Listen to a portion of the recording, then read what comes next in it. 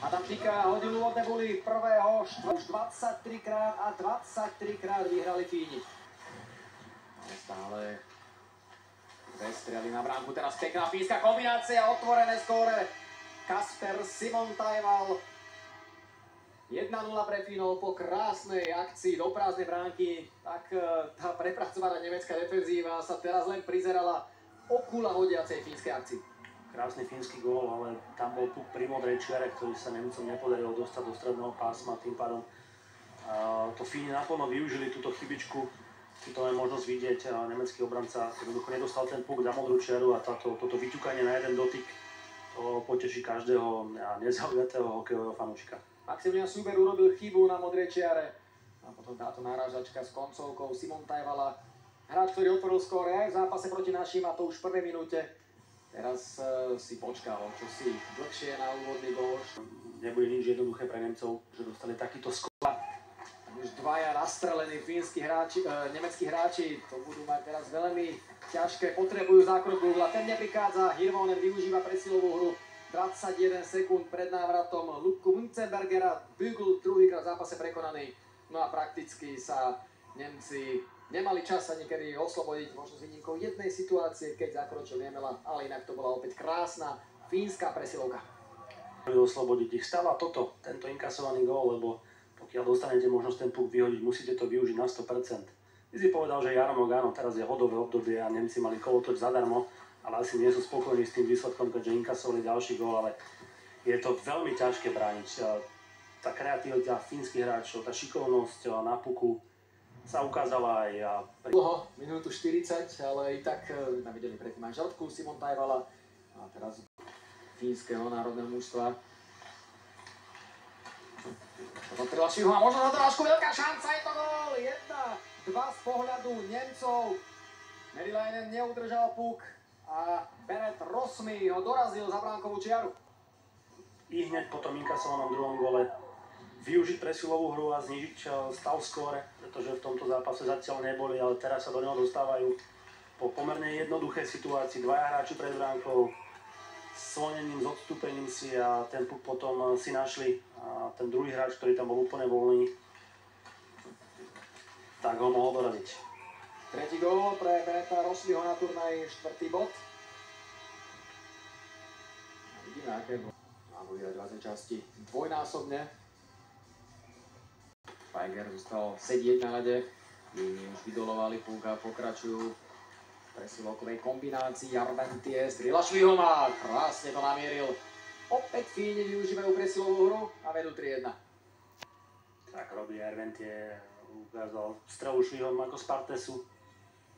Spomínal si Konora Bedarda, ale teraz ani Arventie nemusí a nemá za čo hanbiť, keďže dostal tú šancu zamieriť, spracovať si na priamom a na vzdialenejšiu žrtku.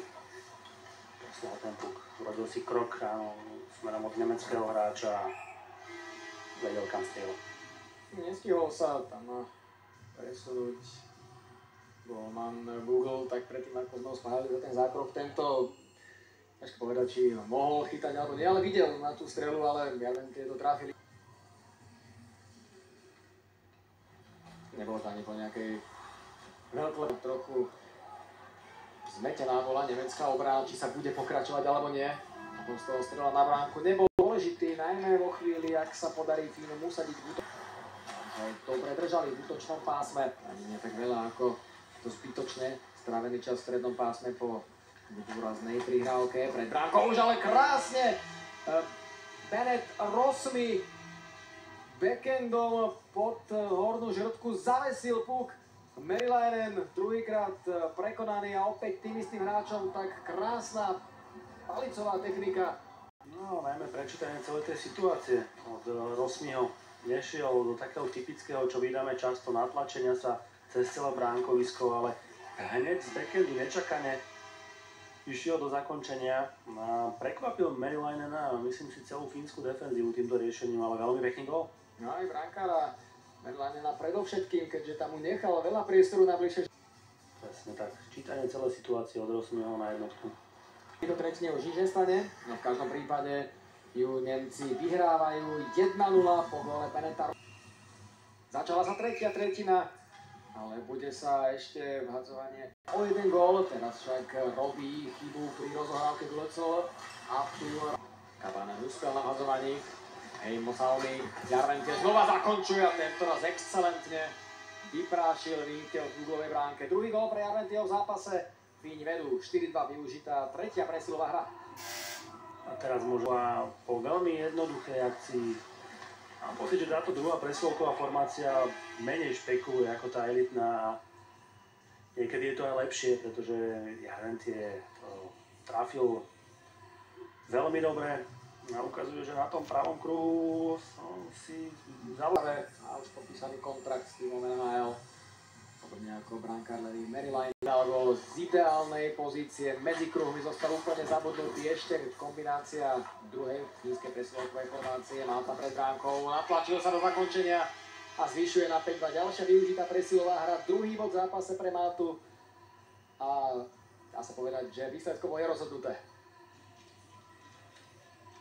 Potrestaný faul Blanka. Tak, predpovedal som, že tá presilová hra môže zavrieť zápas. Rizika, ale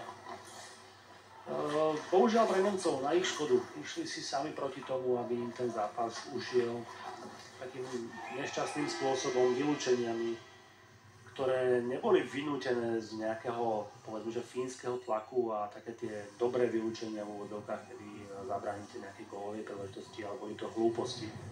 Či už vyhodený puk, ktorá bola v strednom pásme, nič neriešiaca. Nemci sa sami pripravili o to, aby ten záver bol. V tomto prípade ale počas celého zápasu, ktorý napokon Fíni vyhrávajú, dostávajú sa do semifinále a to po víťazstve na